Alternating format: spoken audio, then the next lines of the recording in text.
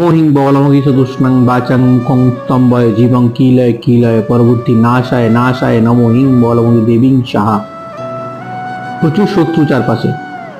যখন বুঝতে পারছেন আপনি শত্রু প্রতিহত করতে পারছেন না, বিভিন্ন ক্ষেত্রে, কর্মক্ষেত্রে হোক, গৃহে হোক, চারপাশে যেখানেই দেখেন শত্রু ভরে গেছে, তখন আপনি এই মন্ত্র পাঠ করুন। পরশুদিন অমাবস্যার দিন এই মন্ত্রটি 108 বার পাঠ করবেন। হয় মা কালীর ছবির সামনে রেখে অথবা মা বগলামুখীর ছবির সামনে বসে ঘিয়ের প্রদীপ জ্বালিয়ে এই মন্ত্রটি পাঠ করুন এবং তারপর থেকে প্রতিদিন সকালবেলা এটি পাঠ করতে হবে 8 বার করে।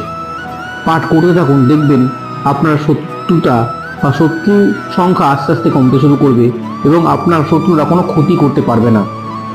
এটা খুব ভালো টোটকা, আপনারা ব্যবহার করে দেখতে পারেন। আশা করছি উপকার পাবেন। সম্ভব হলে ওই দিন